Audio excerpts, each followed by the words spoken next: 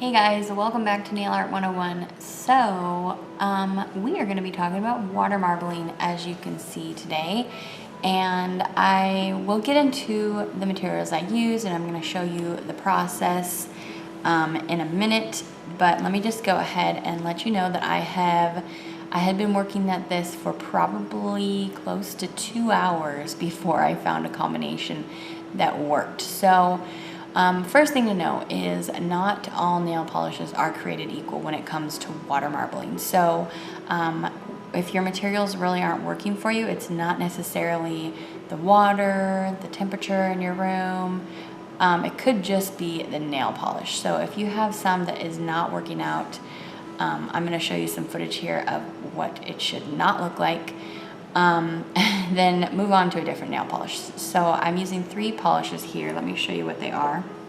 So I'm using a pink and yellow from a recent collection that L'Oreal put out, and that review is coming up on my channel very soon. This yellow is called Lemon Jolt, and the pink is called Pink Shock. And then this is, as you can see, Can't Take the Sky from Pretty Serious. So I used these 3 colors, and they spread very well in the water. So let's talk about what else you need. Here is an extreme close-up of my water. So I experimented with using purified room temperature water, and then I also just experimented with taking it like straight out of the tap. So it was just like, so basically I had a cup of water that was sitting out for 2 days to get room temperature, and then one straight out of the tap. Actually, the one that was at room temperature didn't even work for me as well as straight out of the tap. So, you know, you can always just play around with what you use, but I did feel like I had better experience with this the more I had used it. So like the more times I'd tried to create a water marble. So like the water was getting used to having polish spread across it, if that makes any sense. Okay, so you need a cup with water, whether it be straight out of the tap or room temperature. You try and see what works best for you. This is my mat that I use for everything practically now. This is the one from Ejubis, but there's lots of them. It's just a silicone mat so that I don't destroy any surface I'm on. Okay, so in this temporary housing, I don't have a toothpick, but that's the best thing to use, but I used a straightened bobby pin. You could try that too. I don't know if this made it more difficult for me, but you know, in any case, in the end, it ended up working out fine. So no kidding, guys, I probably tried this at least, I feel like 30 to 40 times. Okay, I gave it 30 to 40 tries. Water marbling is not for the faint at heart. You really have to be in it to, like with everything, practice it. And if you have like a miraculous first attempt that turns out, I'm not trying to say that this is super duper good, but believe me, compared to all my other attempts, this is good. Okay, so if you have a miraculous first attempt, I think that's saying something, because I don't think I've picked water marbling up for at least a year now, but every time I've tried it, it takes a learning curve. Like, you really have to work at it. Okay, so we're gonna get into looking at my experience here. So like I always tell you guys with Nail Art 101, I am not a professional. I don't feel like I do anything technically proficient necessarily, but I'm using Nail Art 1 to kind of remember how to do things while I kind of teach you guys how I do it. So here is my water here, and I'm gonna go ahead and start out with these 3 colors. So what you wanna do is just drop the polish, not from a super high distance, just kind of close in the middle of your cup. As you can see, mine's not always spreading, you know, where necessarily in a perfect circle, but you just drop them in the order that you want them to go. I did start out with white nails so that the colors would pop a little bit better, and I did put liquid latex.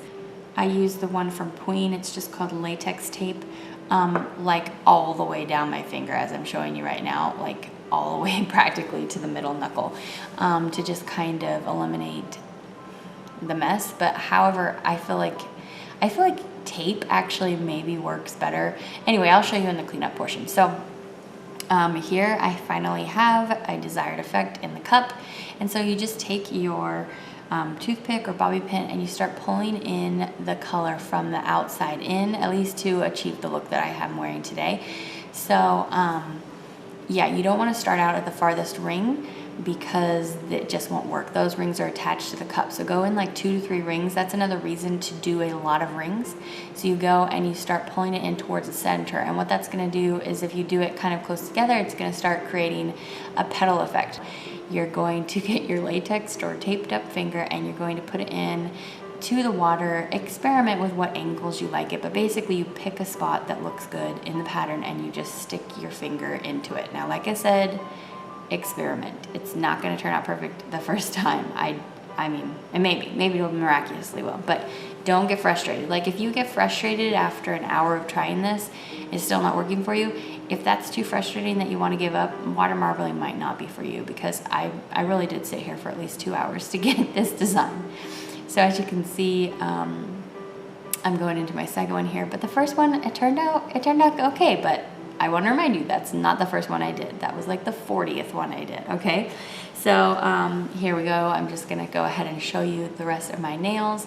But I just want to tell you a few things that I learned. Okay, so the first time when I sat down to do this tonight, I think I was in too cool of an area of my house. We're keeping it like incredibly, insanely cold here, I guess because we can, because we're not paying for the energy bill at this corporate housing. So it's like freezing cold, and I was sitting too close to the AC, and I think I was drying my nail polish too fast. Second thing was, like I mentioned, one of the polishes that I was really like, here it is, that I was really wanting to include into my like a dark purple. I wanted to include it into my design. It just wasn't working. And I was just like sticking with it. I was like, no, this is gonna work. And then once I kicked it out of my design and instead put a yellow in here, it worked so much better. So like I said, not all polishes are created equal. Let's see, what are some other things? I mean, sometimes you just have to, it's just kind of like a try again kind of thing. Like sometimes you're gonna pull the polish and it's gonna stick and you're just gonna be bummed about it and just have to be content with trying again. Like if you really, like I said, if you really want to water marble, you need to know you're gonna put in some time, you know, doing it. Anyway, I always tell you guys on Nail Art 101, you gotta really practice these techniques in order to feel satisfied with them. Let's see, what else? You need to be cleaning off the toothpick in between each drip and, you know, in between each poke into your nail polish. Otherwise it's going to, you know, change the color. It's going to not drag as well. It's going to, like, the polish in the cup will attach itself to the toothpick, all those kinds of things. So, yeah, I think that's basically what I learned. Patience is key, people. All right, so we have arrived here. Now look at all my nails, so nice and covered in polish, not just my nails, my whole fingers. That's the joy of water marbling. So that's the reason I put the latex all the way up. So I figured out that the best way to get this off was to take my acetone and my cleanup brush and go around the edge of my nail first. Okay, so even though I had the latex really close up and all the way down to my knuckle, what was happening was when I pulled off the latex, it would pull off from underneath the polish and still leave the polish there as a mess for me to clean up. Like the polish wasn't attached enough to the latex. So what I did was I took my acetone on my cuticle brush and I went around my, here, I'll just show you on this nail. So basically I went around here first, like a regular cleanup, and kind of separated, made like a little space, like this much space between the nail and the finger, and got that all cleared away. And then what that did is it separated the nail polish that I wanted on there from the nail polish I didn't want on there. So I went all the way around, including the back first, and then I peeled the latex from here up. That really helped me. Of course, at this point, once you've got to 2 hours into your water marbling, you know, however you feel like getting it off is kind of fine, because you're just finally like, oh, the design's on there, thank goodness. Let's just get this nail polish off. So yeah, and then I top coated, and that is it. I feel like I have so much swatching to do tomorrow, but I feel like you have to take a victory lap with your water marble nails on and just like wear them for a week because it takes so long to get 4 effective nails. Yeah, I only did 4. I didn't even do my thumb as usual. To a degree. I'm sure the next time I try it, it'll be better, unless I wait a whole year again, of course. And I also feel like people who water marble a lot, they probably save like their water. Like there's no need to dump that. So if you have a way to like put this up into your cabinet that nobody's gonna drink it, you could probably just go ahead and do that and you'd be saving yourself some hassle. So I think that this tutorial or walkthrough is done. I hope that you found this helpful. If you haven't tried water marbling yet, I definitely recommend it because I think all nail art is fun.